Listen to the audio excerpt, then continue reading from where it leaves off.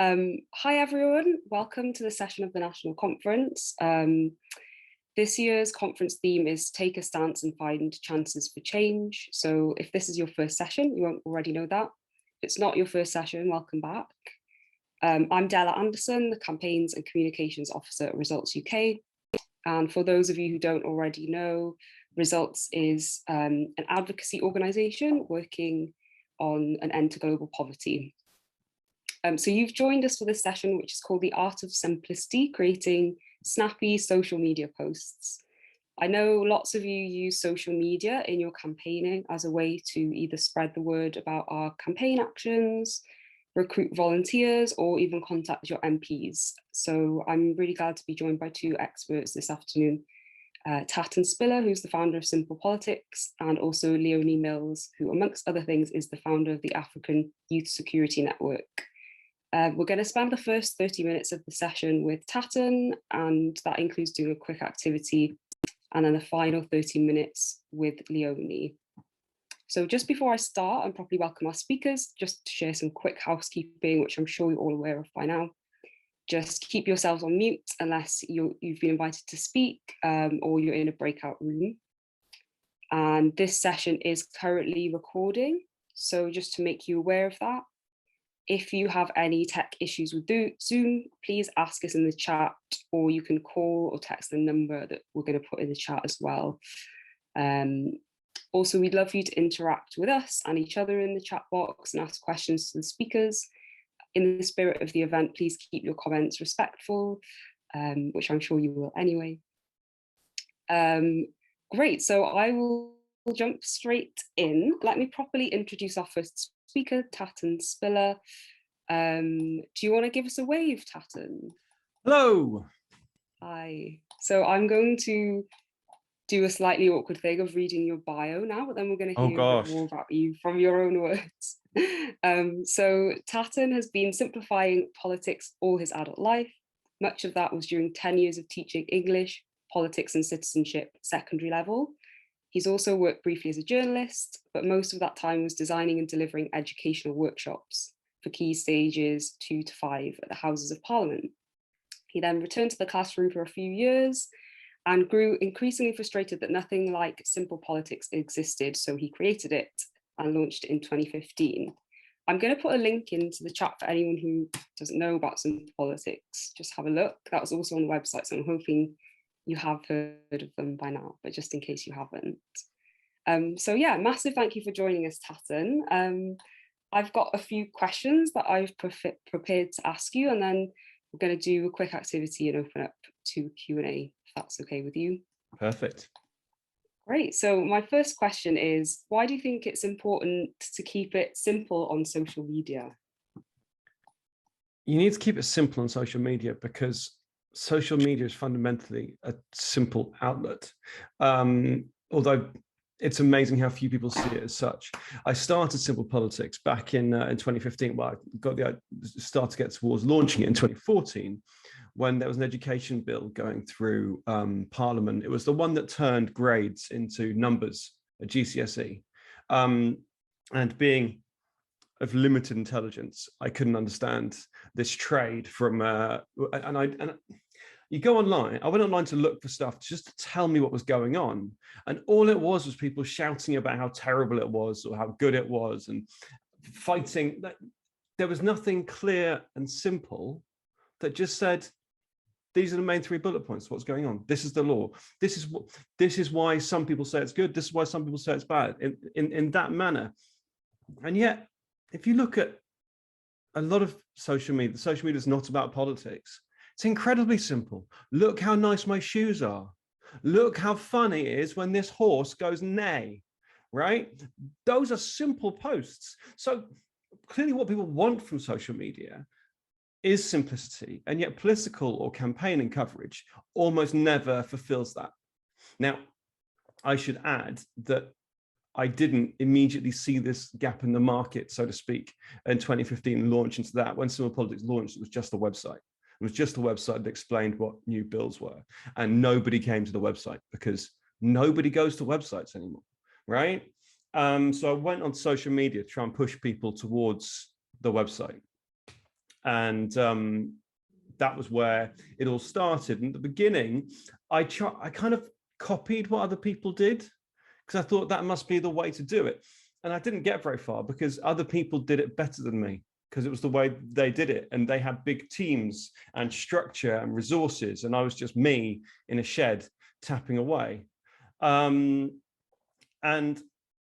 it was when we started to create Simple Politics, started to create its own noise-free space.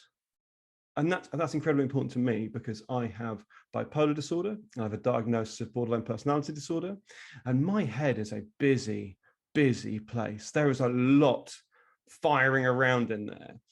So to be able to talk about politics in a way that was just clear and had lots of white space and was easy to access was really important to me personally. And sometimes you just got to do stuff that you want, right? And hope that other people want it too, rather than trying to work out, second guess what somebody else is going to have. And we'll talk later about how that's a bit harder with campaigning, because people don't really want it necessarily, but we'll get to there. So there's a lot of trial and error. Like for the general election in 2017, I was putting out posts in what Canva calls 15-point font, right? To read that post, you've got to have your phone right up next to your eyeball. And now pretty much we do use a minimum of 30, 32 on there. And people like it better because it's just easy and it's simple. And that's what people are there for. That's why they're scrolling through. That's why Simple Politics is, for most people who follow us on Instagram, and Instagram's our biggest platform, most people who follow us, we're the only politics account that they do follow. It's not like they're following all the different people, because they want to get back to their nice shoes and they want to get back to the other stuff. So you've got to give them what they need, what they want, really quickly, really snappily, and really easily. And meet them where they're at, it sounds like you're saying as well. I think a lot what you're saying about the noise is very relatable, and will be very relatable to a lot of us that spend a lot of time on the internet. You've already touched on this a little bit in terms of talking about fonts and things like that, but what do you think makes a good social media post, and how do you work on yours? It sounds like you've been on quite a journey with that. So what have you found that works now? Yeah, such a journey. I mean, a lot of it comes back to kind of GCSE English. What's the point? Why are you doing this? Is it to inform? Is it to educate, to explain, to persuade? When someone sees that message, that post, what do you want them to do with it? And for me, it's very easy, because all I want to do is help people have nice conversations about politics, to understand more, to be more informed, just to incrementally make people more tolerant and respectful. Right? So I don't really want them to take the post anywhere. I want them to read it and absorb it. And that means that there's very, very, very rarely any call to action on my posts. I don't do big kind of like and share, love us please, love us please. Trust me, I do a lot of love me please, but just not in those terms. What do you want them to do? And then get that straight. So if it is a call to action, be really clear what the call to action is. Just clarity and simplicity again. I mean, for me, I do, we use the mum test at Simple Politics. What would you call your mum and tell her? Right? I like that.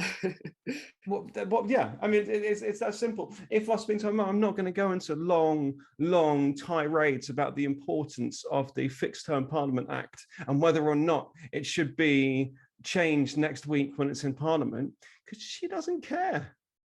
So what am I going to tell her about the Fixed Term Parliament Act? That probably fits very much into a little small white box to put up and share.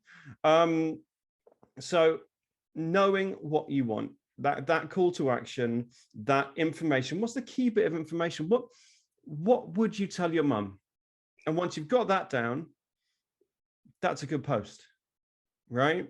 I mean, of course, yeah, the good thing about being the mum test is that it's a lot less sweary and a lot less ranty than it might be if it was your mate test.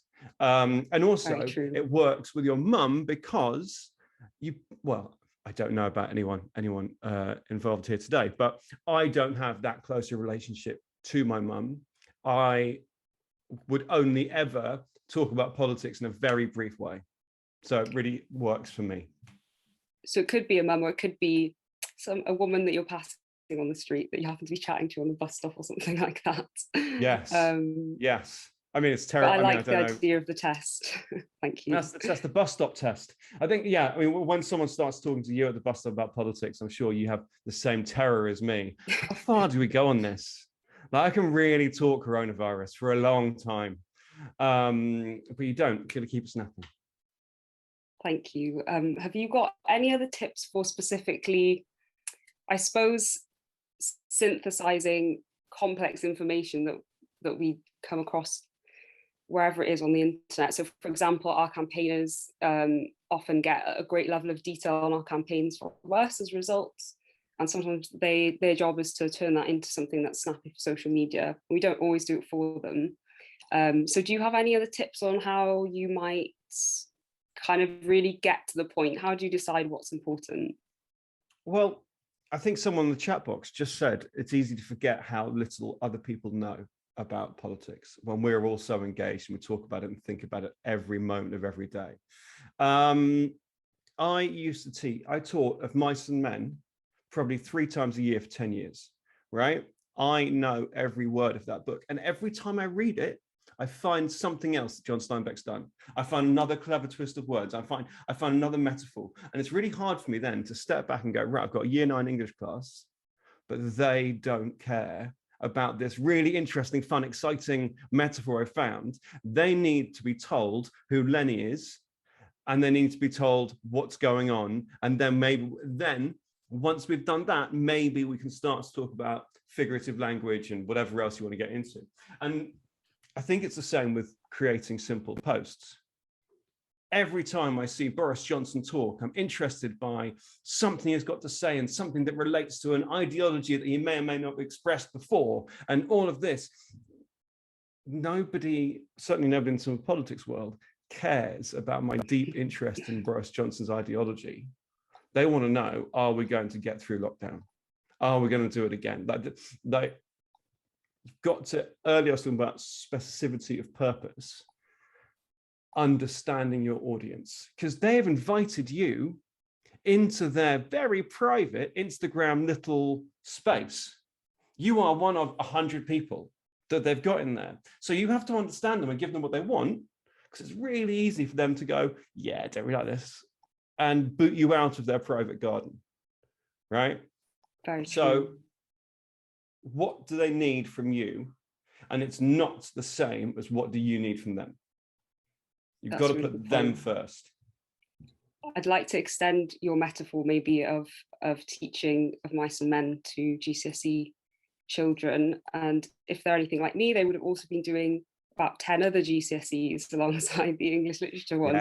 Yes, maybe remembering that we've also got 10 other things on our mind when we're scrolling through social media, and that you need to stand out for your clarity of language and thought.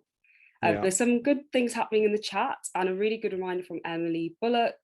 It doesn't have to be a woman at the bus stop, it could be a man, or any gendered person. I don't want to suggest that we're simplifying for a specific gender, because they may need more simplifying than other genders. So just want to cover that one. And thank you for calling us out on that. Yeah, there's also people saying this is a really important discussion to have. And people are mentioning an easy learning exercise, which maybe you could tell us a bit more about in the chat. That's not ringing a bell for me specifically, but it'd be good to share more. But for now, we are going to take everything that we've learned from you, Tatton, in the last few minutes and do a quick activity. Do you want to explain the aim of the task, and I will explain how it's going to work technically? Yes, perfect. So I want you to make a really stupidly simple post, okay? I want you to talk about the need for global vaccinations, right? And I know that you've got lots of ideas about why that's important or how it might happen, but I want you to sum up what you think a 10-word maximum post might say. You've got 10 words. That's not a lot of words. You know, 10 words, and you would put that on a post and it's be massive, and that would go bang. So yeah, does that make sense? Does that make sense?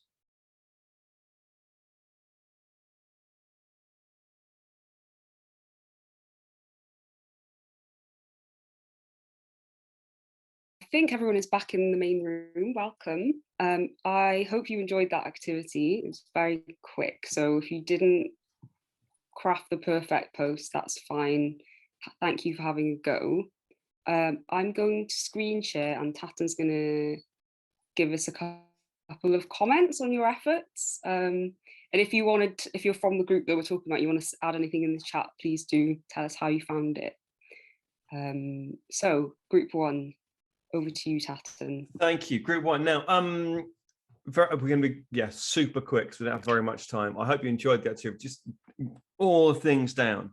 A couple of groups have used contractions to try, and I'm not sure if we're counting them as one word, because I think that's a low blow for the one word, just saying. The word counters, but very quickly. So COVID is everywhere. One, the vaccines. I think that's lovely, and it's like it does assume some prior knowledge, but I think when we're talking about COVID, everyone's got that kind of that knowledge. I don't think it's clear that we're talking about globalness, but yeah, it's really short, it's really punchy. I like it. Yes, please. Next. The virus is out there. You've used like a post-it note to make it stand out more, and the thing that I like group two, and there's no contractions either. The virus is out there. Protect the world. # get vaccinated. I mean, that's. Have you cheated and done this before? I'm just going to assume that group two are campaigning on vaccines all the time and are therefore cheats because it's too good. Fantastic. Oh, I mean, this is look at this.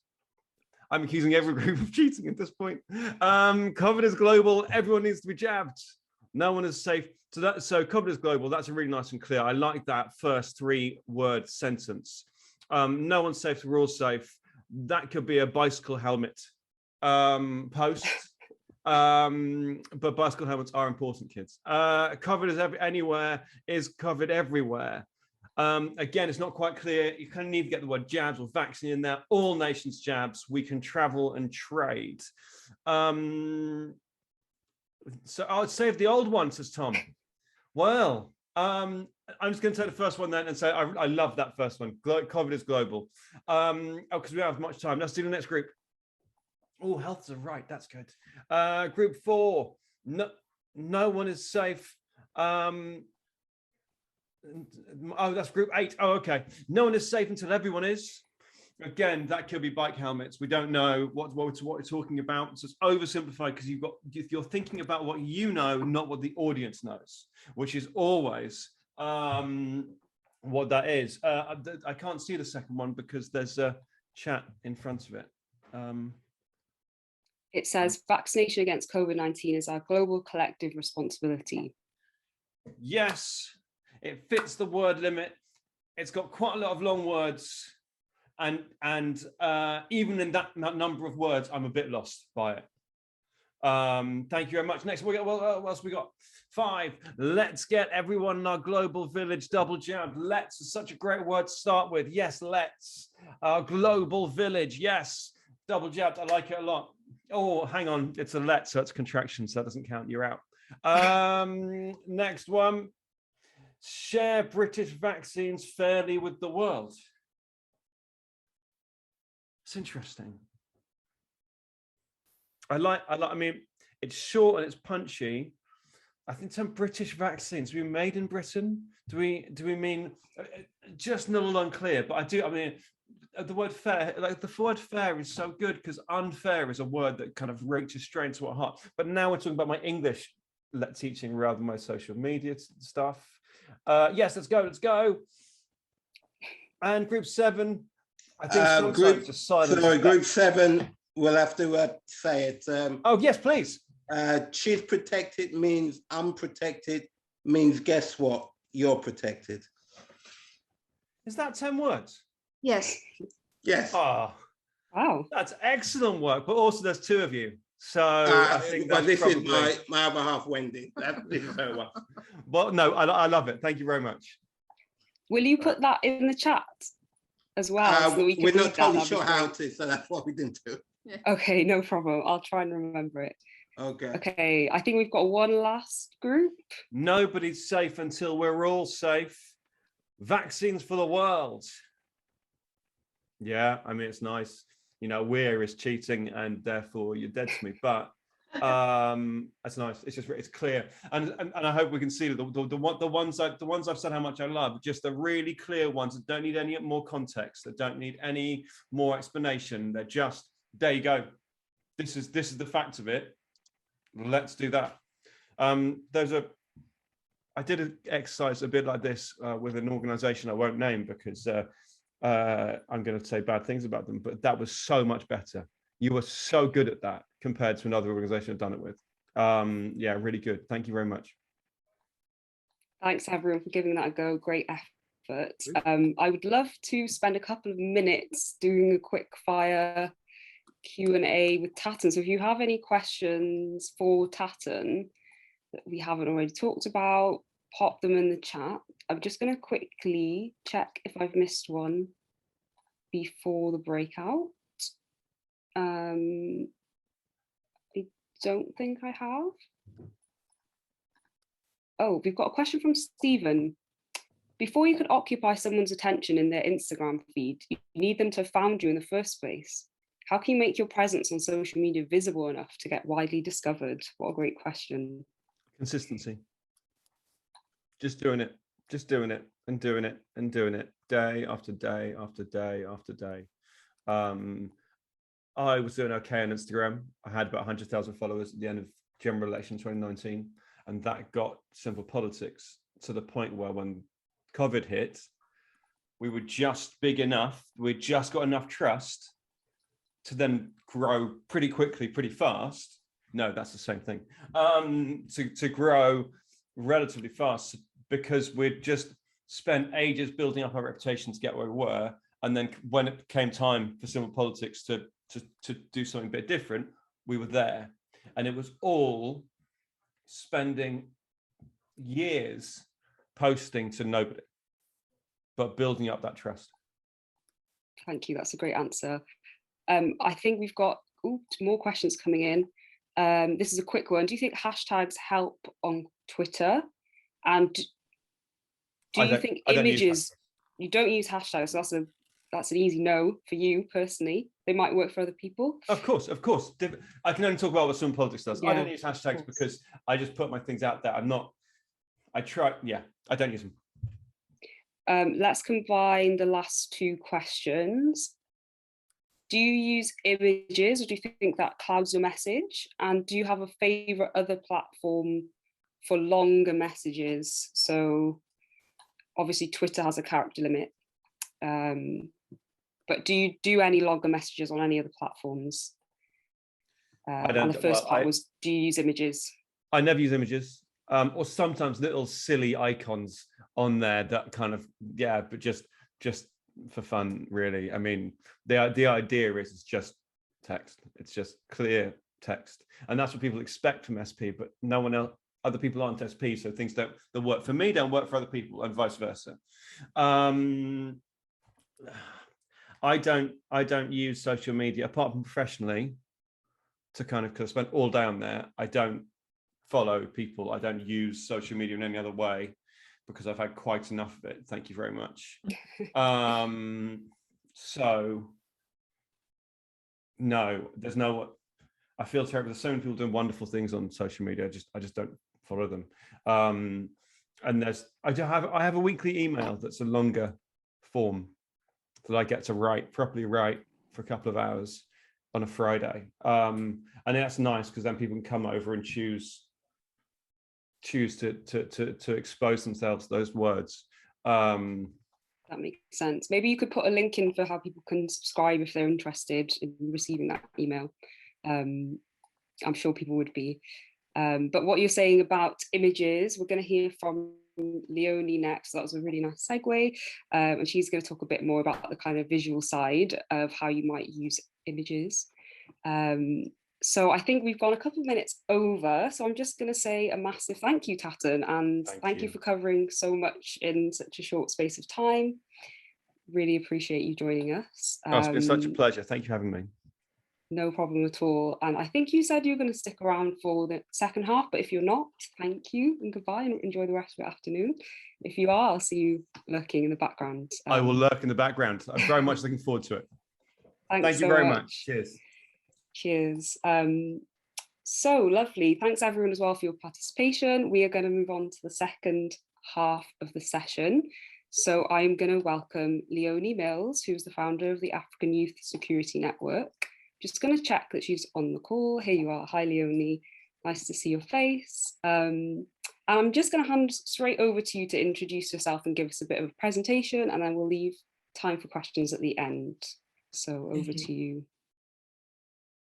Thank you, Dela. So hello, everyone. My name is Leonie, and I'm going to be talking about the creative visual side for social media. This on the screen right now is an example of the kind of image that I have created for the African Youth Security Network. So this is just a bit about me. I am the founder of the African Youth Security Network, which is an online platform that brings Africans from across the continent to discuss peace, security, and development. I have a master's in security, leadership, and society. My undergraduate was in international politics. I also do photography and writing, and sometimes I play The Sims. As you can see, security, peace, development has been a consistent theme in my academic life. So just a quick question that if you could answer in the chat, please, is do you follow pages that share similar content? And also, who would like to create more engaging content? So that could be, do you follow pages that share infographics or social issues or, campaign? Do you follow pages that share the kinds of content that you would want to create? So please put your answers in the chat, and I'm sure Dela will be reading them.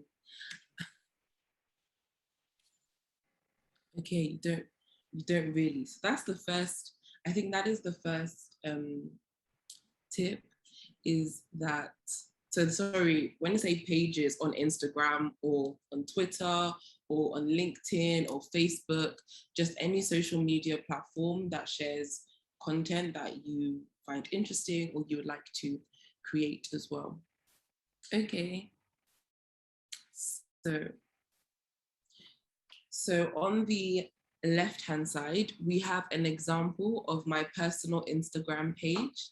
And then on the right-hand side, we have an example of the African Youth Security Network.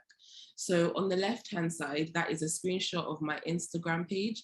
And as you can see, there's pictures in the middle, and then there's content on the right and the left-hand side. And this is because I'm really passionate about politics, and I wanted to kind of summarize international affairs, not just what was happening, in the UK, but things that was happening abroad as well. But I also like taking pictures. I'm a photographer. So I try to combine the two. But then I realized after a while that the international politics side of it was kind of taking its own life. So I created another platform, which is on the right-hand side, the screenshot, which is the African Youth Security Network. And that focuses just solely on international relations happening and that affect Africa and African continent. So here are a few tips for creating some content. And that is, as Tatton has already spoken about, is do not overload it with text. I'm gonna show some examples of the first posts I made, and you'll kind of see what I'm talking about. And the next tip is use clean and clear images if you do decide to use images. I have some posts with images, I have some posts without images. You can find free images at www.unsplash.com, and they are a website where people upload stock images, and it's a free platform. You can also use Google Images, but then you might have to credit the original person, or you can use Canva Premium, which is the platform that I use to create the majority of the images. And also the last tip is to be open to feedback. When I first started creating my content, after about 6 weeks, 2 months, I asked my followers, hey, are you enjoying it? What do you like? What don't you like? What would you like to see? And that helped me shape what the type of images or the type of content that I should be creating. So this is a screenshot. Oh, sorry. Let's go back. This is a screenshot of Canva. Now, Canva is a website where you can create all sorts of images, all sorts of presentations. You can create things for Twitter, Instagram, YouTube, literally any platform. Canva does have a free to use service, which is the one I have been using for years, but they also have a premium service, which costs, I think, about £100 a year. So it's quite expensive. So I don't, if you do want to invest, you can, but you can create great stuff just using the free version as well. So with the first image on the left-hand side, if you type in infographic, it gives you examples of the types of things you can create. So if you want to create educational content, business content, and then it gives you the types of templates. And that can be your starting point if you're not that creative. If you don't know where to start, Canva has a wide range of templates that a lot of people use, especially on Instagram. Also, you can filter by color. So if there's a specific theme or color or just things you want to invoke with a certain thing, you can also filter with that. They also have it in multiple languages. So if you want to speak to a different audience, or you yourself, English is your second or your third language, you can create content in that language too. And then lastly, there's the elements tab, which the arrow is pointing to. And those are the kinds of things which can add to your images. So you can have shapes, lines, graphics, photos. So these are all of the things which can make creating infographics or content a lot easier. So I created a series called Politics in a Post. I think this was the first one I did, the 25th of February 2019. This is quite horrible. Honestly, I looked back and I'm just like, wow, I can't believe people saw this and actually still followed me and wanted more. So in the chat, you can say what is wrong with this graphic. I won't be offended because I know what is wrong with this graphic. But as you can see, I am a photographer, I do love photography. So for some reason, I was very adamant that I wanted to use my own images because I didn't want to, have somebody have a copyright claim or somebody say I've stolen their image. I was very adamant to use images that I had taken. So in the background, that's a picture of the London Eye. I took that picture. And then I used a gray square with black text, which is tiny. It's just, there was just so many moving parts. It was just not visually pleasing. It was not aesthetically pleasing. However, all because your images or your content might not be aesthetically pleasing to start off with, it doesn't mean that you shouldn't try, and you should persevere and you should continue trying, because you only get better by practicing. And that's what I found here. So yeah, please continue telling me everything, what is wrong with it. Yes, it is very hard to read. The background image is completely random. Yeah, so if you are doing images, try to have some relation, try to use a large font text. I think, as we'll see, the minimum that I use now is about a 28 on Canva. this was probably a lot smaller than that. So that was the first one. Now this is 2.0, version 2.0. Now this is after some feedback when I asked my followers, what would you like? What don't you like? And they were like, oh, you know, maybe some color, doesn't have to be gray all the time, because I had a format where they will all be gray and I'll just change the text each couple of days. So this is version 2.0.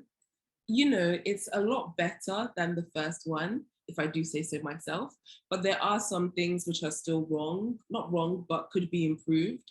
So for example, the background picture, once again, something I took completely random, unrelated to the text. It does make it quite hard to read. As you can see, I stopped using bullet points. I centered the text. So that's the first thing your eyes are drawn to. And I tried to increase the size and add a border so that, you know, there was some differentiation between the background picture and the actual text. So that is version 2.0. Yeah.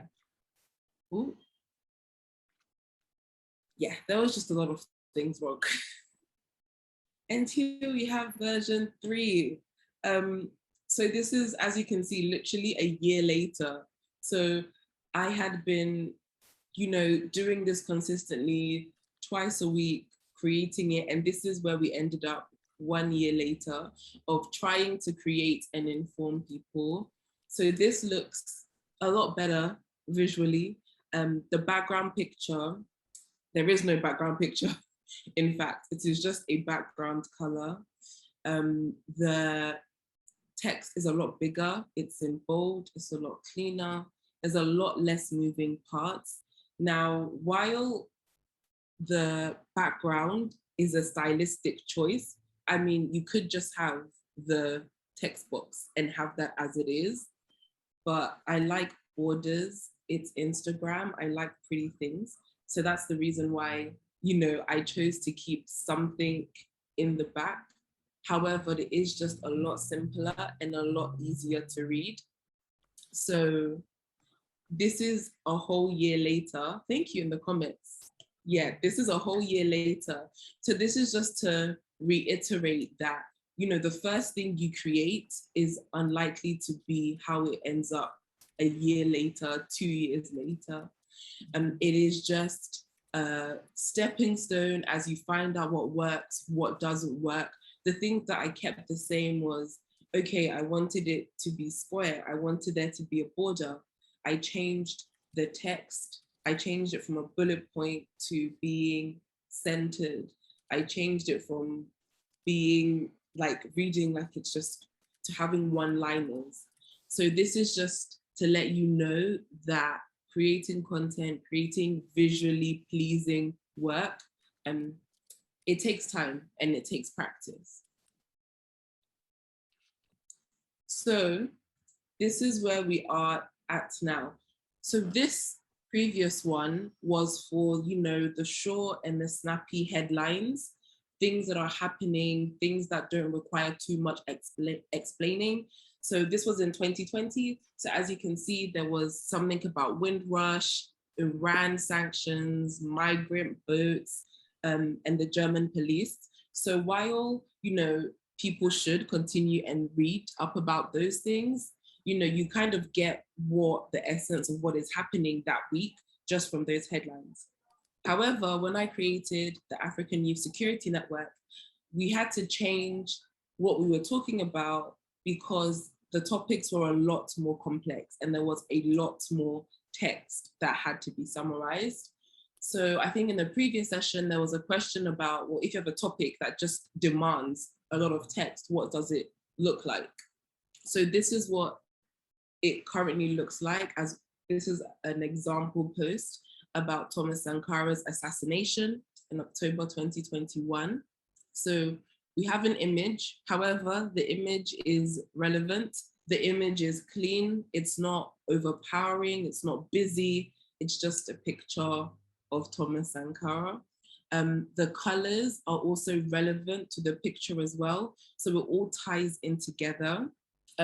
Now, this is a lot more text than the previous one. However, these ones demand more text. And the African Youth Security Network, the aim is to really focus on the educating and the explaining, because a lot of people might not know who Thomas Sankara is. A lot of people don't even know who assassinated him. They don't know why he was assassinated. So we have to provide that background detail. You know, we have to provide a profile on who they are, the people involved. So this version of Politics in a Post is a lot more complex than this version.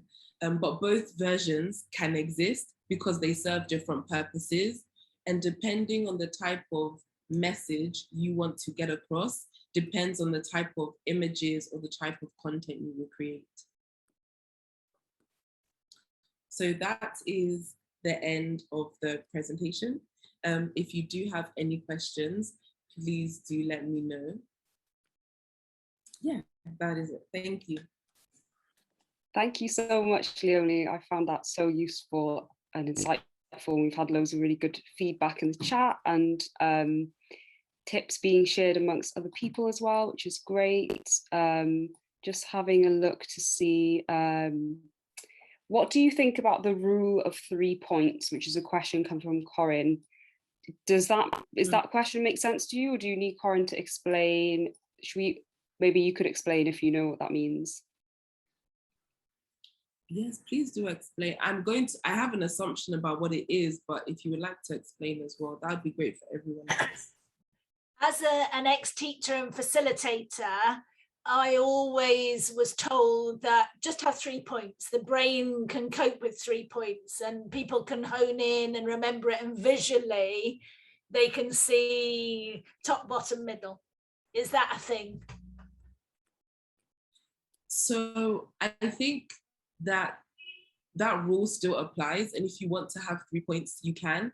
However, people are not going to read or look at your image if it is more than 3 points. I did find that what matters more is the amount of text rather than how many points they are. So when I created this version, when I created this version, there was no space between the points. So you don't even want to read it. It just does not look appealing to the eye at all, rather than when you get to here, where it's a lot clearer and bigger, that even if it is more than 3, you are inclined to read it.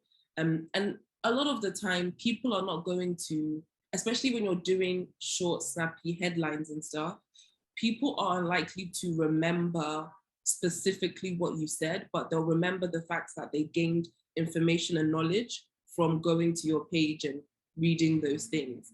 So that's more of the thing to remember than abiding by certain rules. Thank you, Leonie. We've also had another question from Jill, but I think it just came to me, so I'll read it out. Is there an optimum font to use?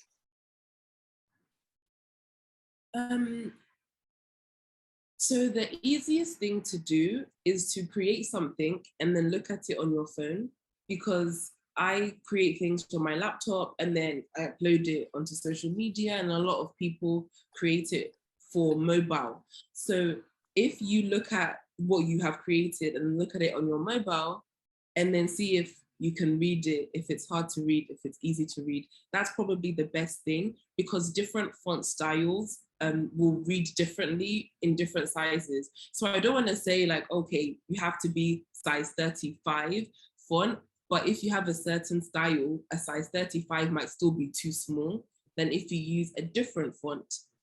So I would say always check on your phone when you have finished creating it, and then it will show you how easy it is, because I did not do that in the first one, because looking at it on the screen, it doesn't look that bad. But once you upload it, it gets way smaller, the text's bunched, the background is distracting, the gray is just gray. It's, once again, it was just not good. But if this is your first time doing something, at least you know that it can only get better from that point. So you keep on trying and testing and you keep on practicing. So true. Thank you, Leonie. I would just add as well on fonts, like at results, we use certain fonts for headings and then a more readable font for the body text. So it could depend on what you're using the font for as well, I think. But thank you for showing us your kind of trial and error process in making content. I think it's really important to share what hasn't gone well as what has, so that we can learn from each other. I am gonna take my chair's privilege and ask a question, which is, have you noticed better engagement as your posts have kind of evolved, and how do you monitor this, if so? So I definitely have better engagement now. I think that I monitor it through, I think there are the standard ways in which you can monitor things, through likes and shares and comments and those sorts of things. But I monitor it through mainly comments and shares, because if somebody is sharing your content, that means they think it's important enough that someone else has to read it. And on Instagram, you can see how many times somebody has shared your post. It doesn't tell you who, but just how many shares it has, or how many times somebody posted it on their story, or the kinds of comments. So that's been the main reason, or the main way to check engagement. And I think our audience has slightly changed as well, because my first iterations were from a very UK perspective. We had an audience that was UK based, but now that we've moved towards specifically African content, African news, we have an audience which is more so based in Africa, but also interested in African relations. And I think that has been a way that we've tested engaging, just looking at the demographics of where people are based, because you want to make sure that you are reaching your right audience. Dela, I do want to say, someone did send me a personal question, if you don't mind. Go for it. Do you use alt text and image descriptions? On Instagram, I think that is a new feature that you can use. So we will try to use those things. But if we are doing presentations or stuff like that, that's when we do engage those things. Thank you. Yeah, and that's a really important question to ask. We've been trying to make our content more accessible at results, because there's ways that you could do that on TweetDeck if you're scheduling for Twitter. And we're not really active on Instagram at the moment, but if in doubt, I think as descriptive as you can be in the caption, or if there's an option to add alt text, I think it's always good to do that. We've also had someone ask about Canva tutorials, and someone else has posted a link into the chat, so that's really handy. Thank you for that. Another question from Jill: has anyone got multicultural clip art that anyone could recommend? I actually know that Canva sort of do that, don't they? And you're nodding. Do you want to speak to that, Leonie? Yeah, they do. Also on Canva, they do have step-by-step tutorials. Like I said, the best and the easiest thing to do would be you literally go on Canva and you search what you want to create, and then there's templates, and that is the starting point. For some reason, I'm just stubborn and I didn't want to use the templates, but I would suggest everybody, like, if you've not used it before, use a template. And Canva does do multicultural clip art in the elements tab, which I showed previously, which is here. In the graphics, you can kind of see some of them here, but if you click it and you search, it has multicultural clip art. And another good thing is that you can change the color of some of them. So maybe there's a clip art and the person has fairer skin, you can click on it and then you can change the color of their skin, their hair, their clothes. So it is very versatile in that way. Thank you, that's a really good recommendation. We've had another note about, I suppose, accessibility in the chat, a question from Ricky. As a blind IT user, I'm struggling with how to blog and tweet and do so effectively. So advice would be really needed. I mean, I don't want to call myself an expert in that, but if anyone else wants to pitch in with any advice in the chat, or if you had any ideas, Leonie, it'd be great to share. But also we'd love to talk to you about it off this call, Ricky, if you'd like to have a conversation about that. We'll see how we can help, because we want it to be accessible to everyone. And Ruthie's just posted a link that I think is relevant to that question as well, so that's great. Thank you for all your comments. We've got a couple of minutes, so I'm gonna take advantage of being chair again and just ask you one final question, which is, do you have any other social media accounts that you've looked to for inspiration, or like anyone that you follow that you particularly like? If nothing comes to mind, maybe we can share, other people could share examples of accounts that they like in the chat box, so we can share a little bit. But does anything come to mind? So I don't have I can't think of specific accounts, but I can think of specific campaigns, which I'm sure lead to accounts. So there was the Pull Up or Shut Up campaign, which was discussing the wage gap between white influencers and influencers of color, and there was another campaign which spoke about the amount of diversity of people of color on the boards. And I think that right now now is a good time to be creating informative content, because people are like using Instagram and social media to be educated on things, as well as look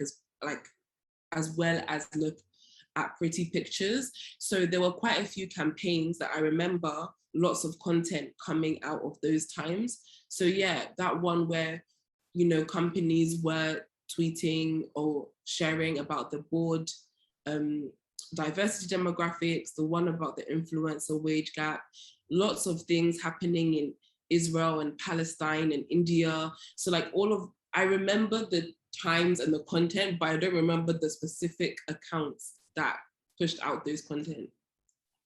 That makes total sense. And sometimes you do stumble across people because they're talking about an issue that's really live at that time, and you might end up following them for future, whatever's happening, to keep in touch with them.